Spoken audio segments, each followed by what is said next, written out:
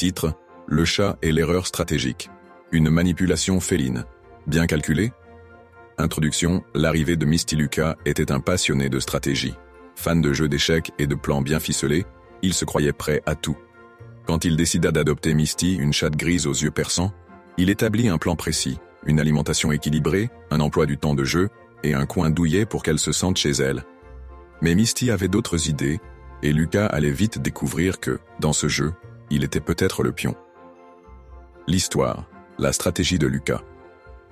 Dès le premier jour, Lucas établit des règles, pas de nourriture humaine. Misty aurait des croquettes spéciales, soigneusement choisies. Pas de canapé. Misty avait son propre lit, luxueux et confortable. Horaire fixe. Les jeux et câlins seraient organisés pour optimiser leurs liens. Tout semblait parfait, jusqu'à ce que Misty commence à contourner chaque règle avec une précision déconcertante. L'erreur stratégique, sous-estimer Misty Lucas, réalisa rapidement que Misty avait une capacité innée à exploiter ses failles. Nourriture humaine. Un regard insistant et des miaulements plaintifs pendant les repas suffisaient à faire céder Lucas. Canapé interdit. Elle attendait qu'il s'absente pour s'y installer, laissant derrière elle quelques poils comme preuve. Horaire fixe. Misty le réveillait à l'aube, ignorant totalement le planning établi. Lucas, habitué à anticiper les mouvements adverses, se retrouvait débordé. Était-ce simplement le comportement d'un chat, ou un complot plus vaste? Le complot, l'industrie des conseils pour chats. Un jour, en cherchant des solutions, Lucas tomba sur une vidéo en ligne affirmant que les comportements des chats étaient amplifiés par des produits et des conseils vendus aux propriétaires. Le plan?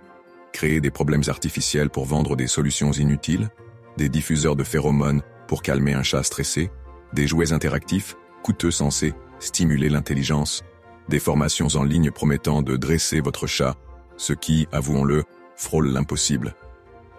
Lucas commença à se demander: et si tout cela était conçu pour que les propriétaires se sentent constamment dépassés, prêts à acheter tout et n'importe quoi? La réalisation. Misty, maîtresse du jeu. Après avoir dépensé une petite fortune en gadgets inutiles, Lucas prit du recul. Il observa Misty et comprit une chose essentielle. Les chats n'ont pas besoin de stratégies complexes ou d'équipements sophistiqués. Ils exploitent simplement nos faiblesses émotionnelles. En réalité, Misty n'avait pas besoin de diffuseurs ou de jouets dernier cri.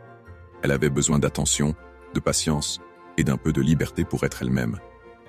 La solution, retour aux bases. Lucas changea d'approche. Moins de gadgets. Il remplaça les jouets coûteux par des objets simples, comme des balles de papier. Observation.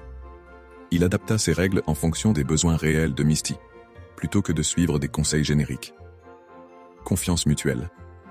Il cessa de vouloir contrôler chaque aspect et apprit à cohabiter avec Misty en harmonie. Conclusion. Une leçon apprise.